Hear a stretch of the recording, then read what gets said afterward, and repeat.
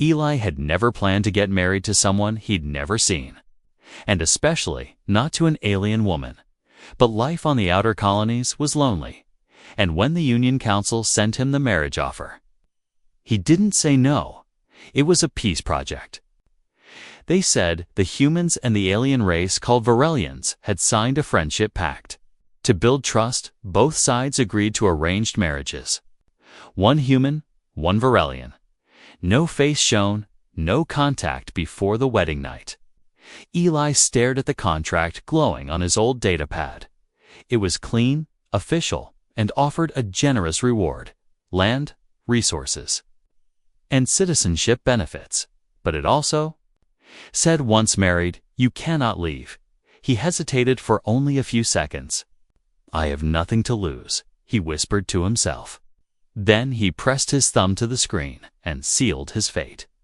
The day of the wedding arrived faster than he expected. The ceremony was small, quiet, and held in the middle of the alien embassy. Eli wore a simple black suit, freshly cleaned. His heart pounded as he stood in front of the strange arch, waiting, and then she walked in. She wore a long veil, silver and glowing like stars. Her hands were covered, her voice silent, but something about her presence made the room still. Eli didn't even try to peek under the veil.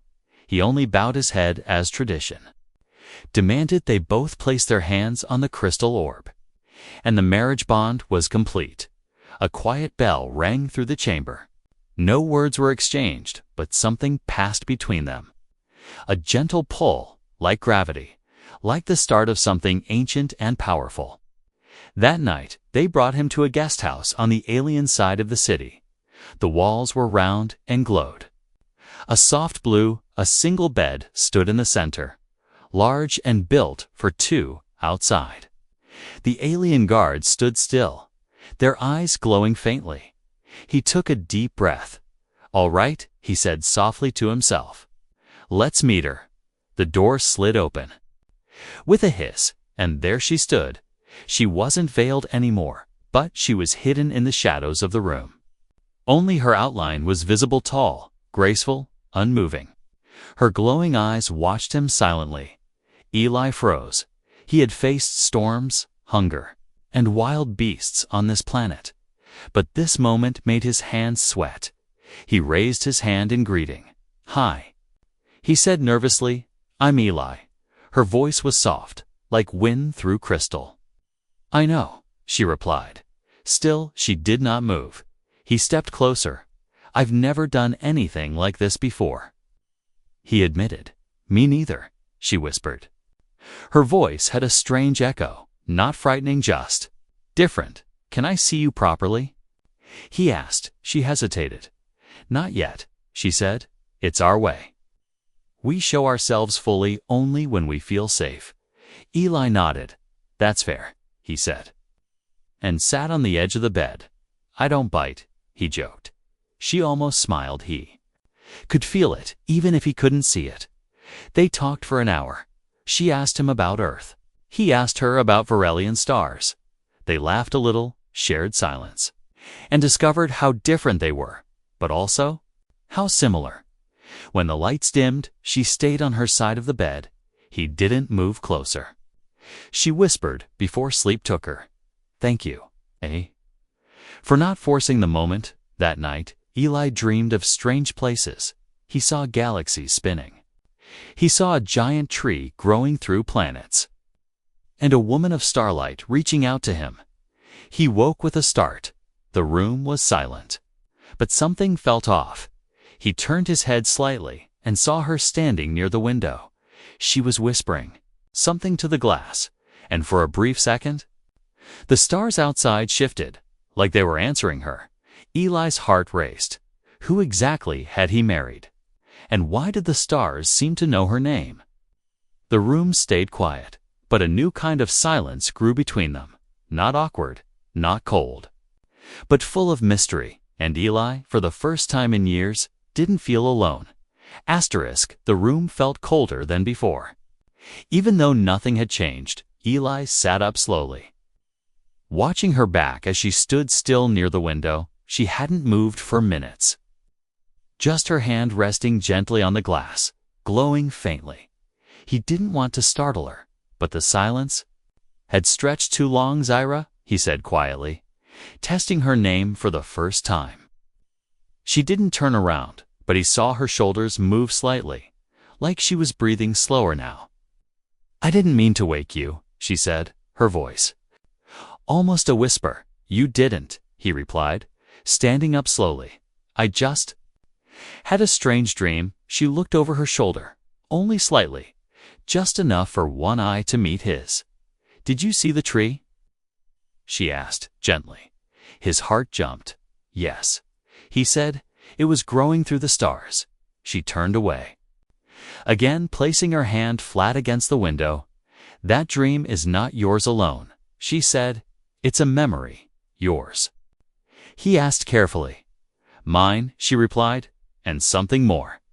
Eli stepped closer, slow and respectful. I want to understand, he said. If you'll let me, I want to trust you, she whispered. But I'm not used to being seen. I haven't seen you yet, he said softly, smiling a little. That made her laugh quietly, just for a moment. It was a sound like wind chimes, short and delicate.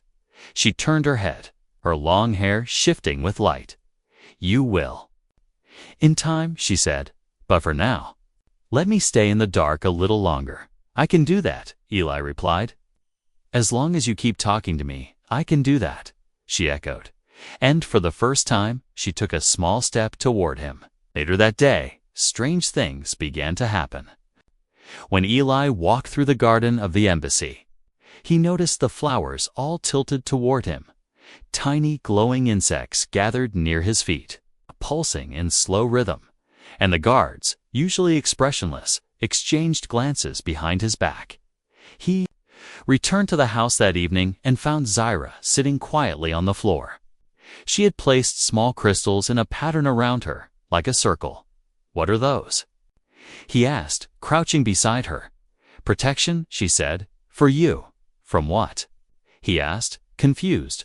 From those who don't want this marriage to last, she said, her voice colder than before. Eli frowned. Is someone coming? They're already here, she said, without looking at him, watching that night. The dreams returned, but they were darker now. He saw fire, screams, a voice yelling in a strange language.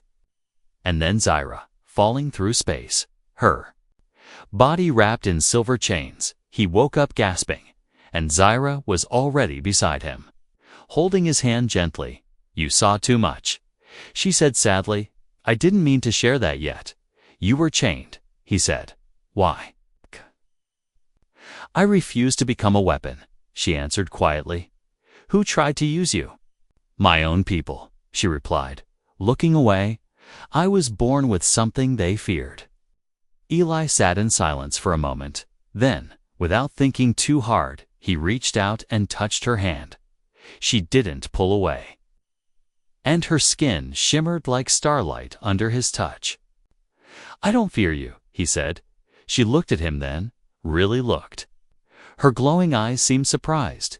You should, she whispered. But her fingers tightened around his. The lights in the room flickered. Outside, a wind rose that wasn't natural and far away. Deep in the embassy halls, something began to hum. Like an engine waking after a long sleep. Someone's trying to break the bond, Zyra said, standing up quickly. Can they? Eli asked, rising with her. Not if we're together, she said, but if we're apart. Yes.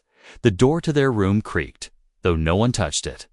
Zyra raised one hand, and the walls around them glowed bright blue, the crystals she had placed earlier rose into the air and spun, creating a shield. Stay close to me, she said firmly. Eli didn't argue. He stood beside her, his heart pounding, and somehow, through the fear, he felt it. They weren't just husband and wife now. They were something deeper, something ancient. And whatever force had tried to separate them tonight had failed, but it would try again. Eli didn't remember falling asleep, but he woke up gasping.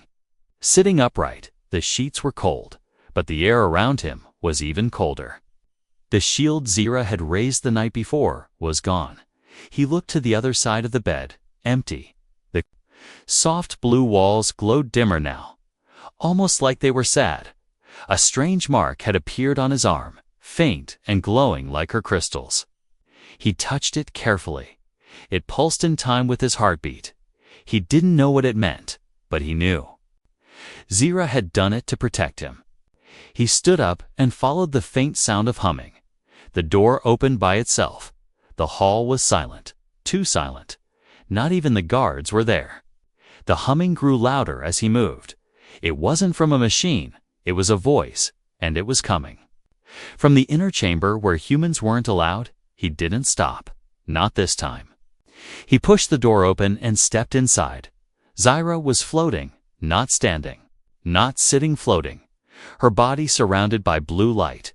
Symbols spun around her like planets, ancient and unreadable. She didn't see him at first. Her eyes were closed. Her hands raised, the voice was hers, but deeper. Like a second voice was hidden underneath. Then suddenly, she opened her eyes and dropped to the ground. He rushed forward, catching her before she fell. "Zira," he said, "what are you doing?" She looked up at him with tears in her glowing eyes. "I was trying to stop them from seeing you," she whispered. "Who?" "My blood," she said. "My family." He helped her back to their room.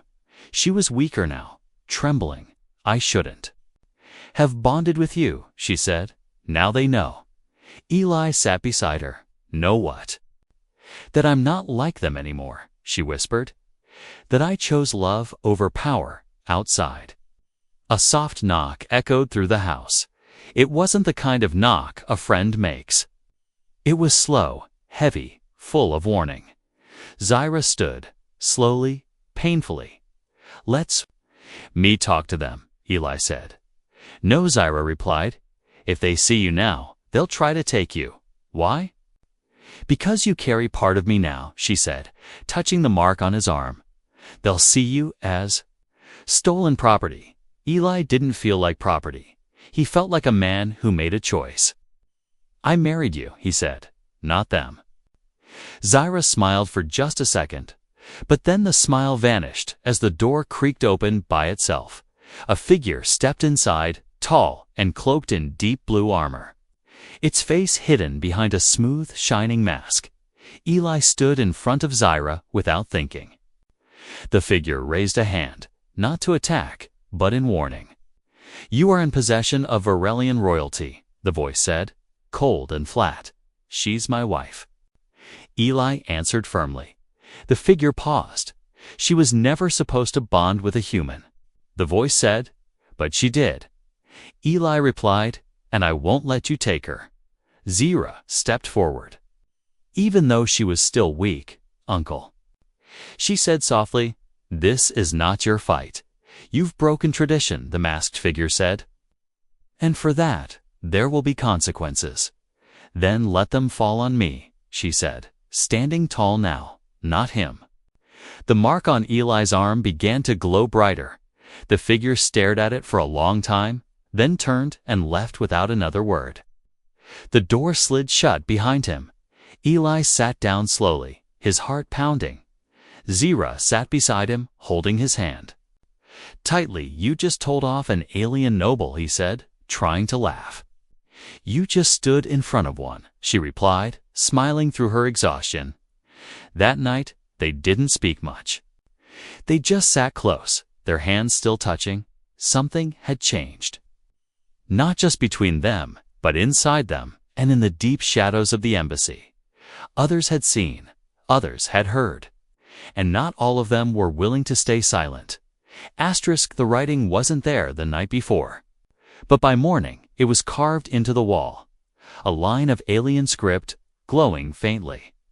Eli didn't recognize it, but Zira did. Her eyes went cold when she saw the message. She didn't speak for a long time, just stared at the words, her fingers trembling. Finally, she whispered, "They've marked you." Eli stepped closer. "Is it a threat?" he asked. "It's a promise," she replied. They want to end the bond, no matter the cost. She touched the wall, and the writing vanished in a burst of light. Her hand stayed on the surface like she was holding something in. "They won't attack directly," she said.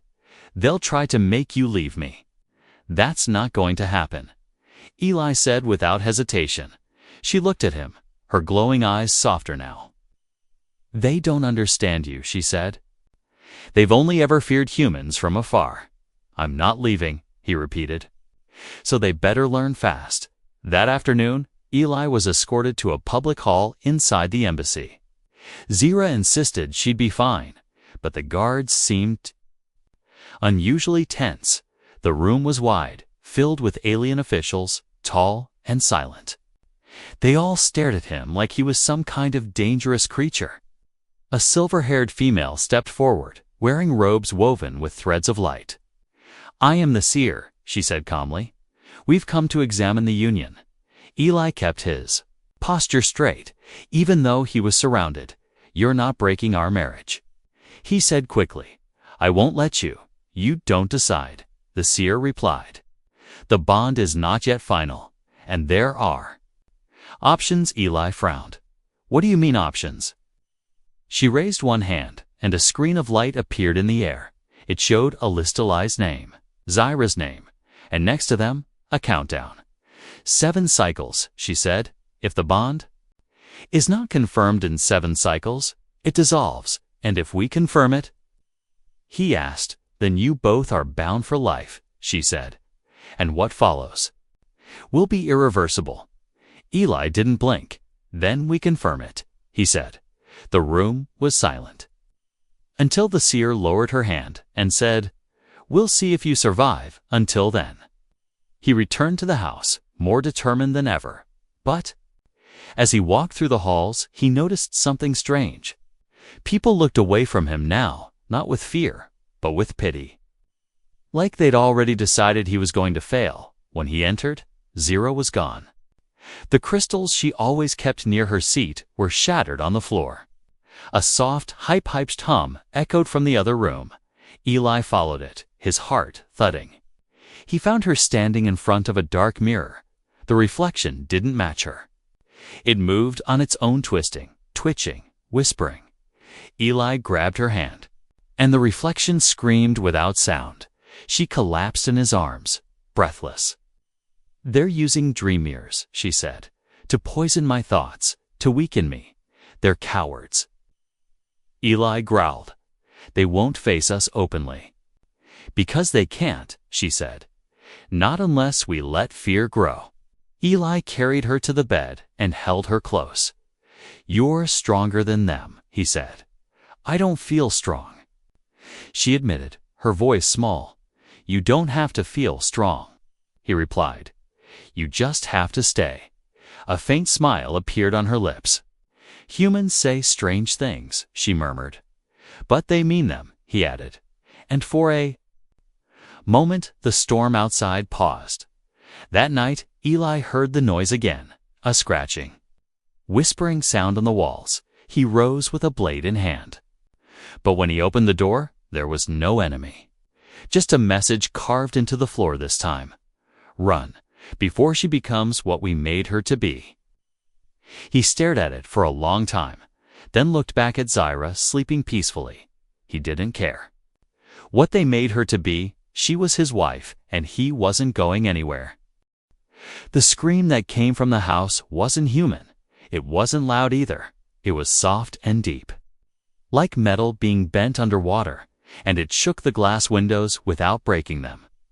Eli rushed into the room where Zira had fallen asleep just minutes ago, but she wasn't there. Only her crystals remained scattered and humming weakly like they were afraid. The air tasted bitter, like lightning had struck inside the walls. Then he saw the light, a thin beam, glowing violet, slipping through the cracks of the chamber door. He didn't hesitate. He ran toward it and kicked the door open.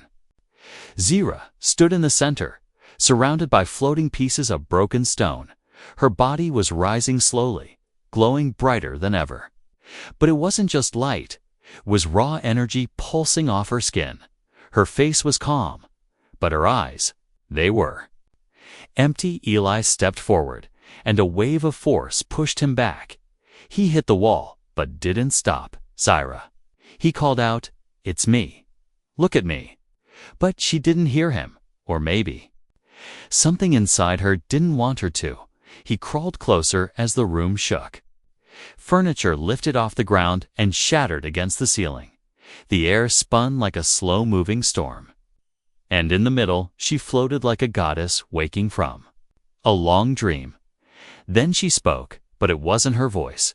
"This vessel is not yours to claim, human," the voice said. Deep and echoing, Eli clenched his fists. "I didn't claim her," he said. "She chose me." The energy around her cracked, and for one small second, he saw her eyes blink. Not glowing, just her eyes soft, scared, human-like. He reached out again. "Zyra, fight it, please. I know you're in there." Her body jerked, her hands trembling. The floating stones crashed to the ground. A strange wind pulled at Eli's clothes, but he kept moving forward. He grabbed her hand and held it tightly. "I'm not afraid of what you are," he whispered. "You're more than what they made you." There was a flash of light, blinding white, then silence. When Eli opened his eyes, they were both lying on the floor. Zyra gasped like someone who had just surfaced from deep water. She looked at him, confused, weak, but herself. "You pulled me out," she whispered. He nodded. "I told you I wasn't leaving." Tears filled her glowing eyes. "I didn't want you to see that side of me," she said. "I don't care what I saw," Eli replied. "You're still you." For a while, they sat in the silence. Zyra leaned her head on his shoulder. "I was created for war," she said quietly. "Born to destroy, trained to kill, raised to conquer." "But you married me instead," Eli replied. "So maybe you were born for something else too." She smiled softly. The kind of smile that comes after pain I was never allowed to choose before, she said. "You gave me that, outside." Sirens began to wail.